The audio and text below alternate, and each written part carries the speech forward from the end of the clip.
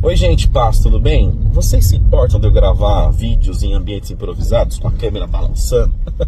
Eu tô a caminho do trabalho e quero trazer mais conteúdos aqui, voltar a produzir mais. Então, vamos ver como é que vocês aceitam ou não conteúdos em ambientes que não estão tão bons. Sobre determinismo e livre-arbítrio. Eu tenho visto em mim e ficado quieto alguns hereges transformando isso em seitas, né? Existe a seita dos deterministas e a seita dos que defendem o livre-arbítrio e que de fato conhecem muito pouco a historicidade do tema, a profundidade do tema, bem como a importância do tema. E isso é terrível, terrível. Mas sem entrar no mérito de quem são essas pessoas, eu quero trazer um curto, muito rápido e completamente introdutório degrau para esse tema. A questão do determinismo, ela já estava introjetada antes de Calvino, introjetada num grupo religioso chamado os maniqueístas, né, os maniqueus. Já estava lá, eles tinham uma crença sobre a determinação divina. E uma pessoa, um teólogo extremamente importante para nós, Santo Agostinho, Agostinho de Hipona, o grande pai da igreja, ele esteve envolvido com os maniqueus durante um período da sua vida. Recomendo você ler as obras de Agostinho, inclusive, que são obras de primeiro degrau no escalão teológico, né? Primeiro degrau que eu falo que fundamenta o pensamento teológico do que hoje a gente vê de forma mais sofisticada. Embora Agostinho, ele jovem, ele acreditava no livre-arbítrio, né? De uma forma diferente. E por conta do combate que ele começou contra Pelágio, que é um herege, e contra ele, levantou-se uma estrutura de pensar em Agostinho mais determinista. Ou seja, que Deus determina todas as coisas, etc. e tal. Eu estou sendo bem simplório aqui no pensamento. Agostinho, ele é considerado um dos 5 maiores teólogos e um dos 5 maiores pais da igreja dentro da igreja católica. E os pais da igreja católica, eles embasaram a teologia também para nós protestantes. Isso é um tema para um outro vídeo. Por outro lado, no período medieval, nasce, cresce e estrutura sua obra aquele que é o doutor dos doutores da igreja. Aquele que é o maior pensador da igreja católica, o pensador teológico e filosófico, o Santo Tomás de Aquino. Agostinho, ele bebe da fonte filosófica de Platão. Já Tomás de Aquino, que traz muita questão da razão, a razão e a fé andando juntos, tanto que Tomás de Aquino vai desenvolver as 5 vias da existência de Deus, entre outras coisas. Tomás de Aquino, ele desenvolve a teologia do livre-arbítrio de uma forma diferente com o que é propagada por aí. Tomás de Aquino defende essa posição. Tomás de Aquino, ele embasou o seu pensamento filosófico em Aristóteles. Então você já vai notar uma pequena rixa, tanto teológica quanto filosófica, entre Agostinho e entre Tomás de Aquino. Quando você vê na internet, quando você se depara com algumas pessoas sectárias, faccionista, dizendo a teologia arminiana a respeito do livre-arbítrio, que nem Armínio gostava desse termo, tá? Armínio não gostava desse termo. É uma teologia papista e católica, ele está mentindo. Porque Agostinho também era católico e era determinista. Tomás de Aquino já tinha um pensamento divergente. O que ele vai responder? Mas você tem que ler os concílios. Nos concílios é ratificada a ideia do livre-arbítrio. Por isso que a ideia do livre-arbítrio é uma ideia católica. Horas, nós não herdamos nada de positivo do ponto de vista protestante da Igreja Católica? Quem foi o primeiro homem a defender a Trindade teologicamente dentro de um concílio?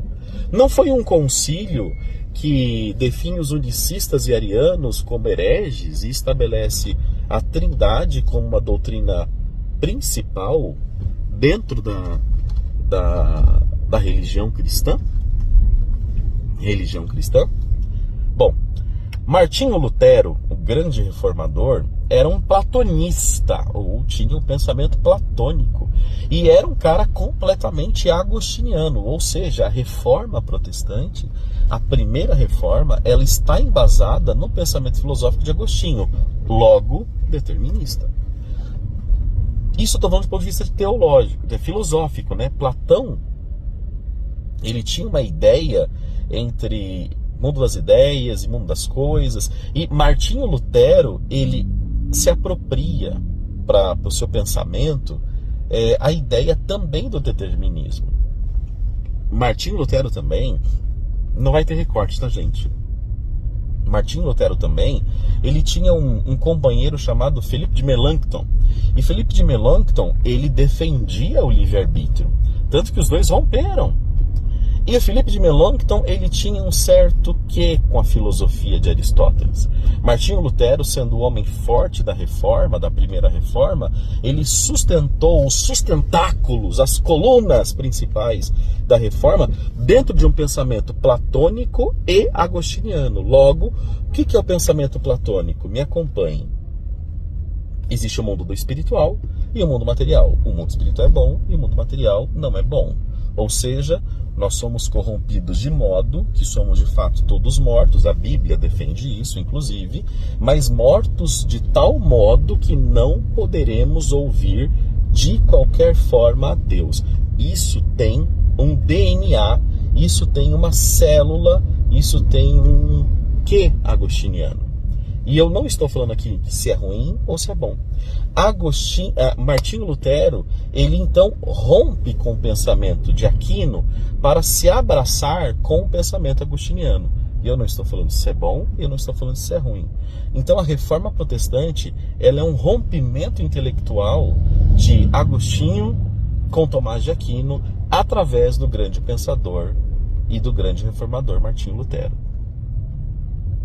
Isso molda o pensamento, o primeiro movimento da reforma, que é solidificado em João Calvino e nos seus seguidores. Porque João Calvino, assim como Martinho Lutero, era um adepto à filosofia de Agostinho e à teologia de Agostinho, logo um adepto à filosofia agostiniana. É deixado de lado o pensamento tomista aristotélico e também que defendia uma ideia sobre o livre-arbítrio.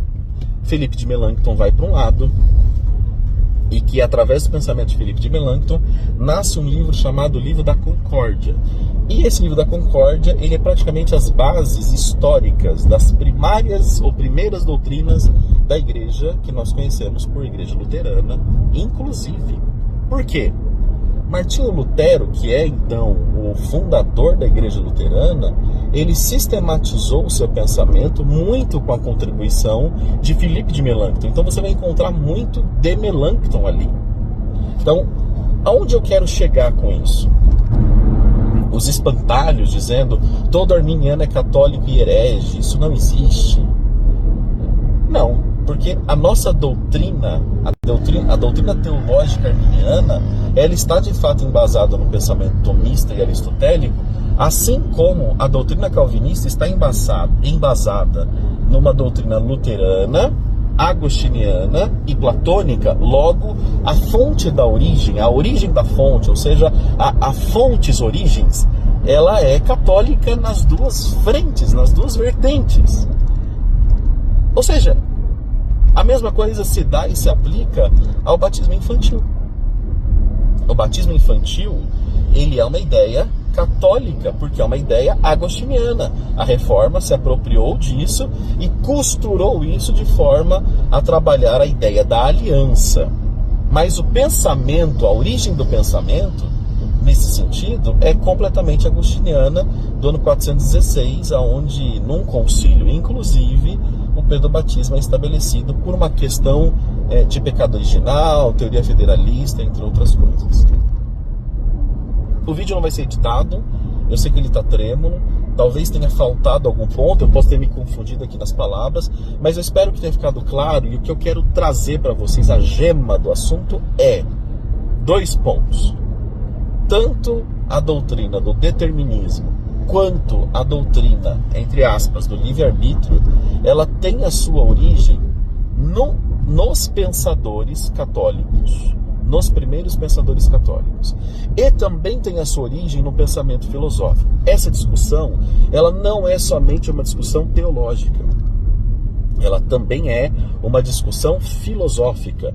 Então, quando você visita os escritos de Tomás de Aquino e quando você visita os escritos de Santo Agostinho, você vai se deparar com Aristóteles e Platão. A nossa teologia, os nossos livros, obviamente, de forma mais sofisticada e trabalhada, eles não vão nem citar esses caras, mas todo o pensamento está sustentado nessa tese. Eu concluo dizendo que o sentido desse vídeo é: se você vê algum maluco dizendo aquele pensamento é um pensamento católico, ele também herdou muito do pensamento católico. Deu para entender? Se sim, deixa entendi. Se entendeu mais ou menos, deixa o entendi mais ou menos no comentário. Se não entendeu nada, escreve grava outro para eu entender melhor, que eu vou gravar outro. Um abraço.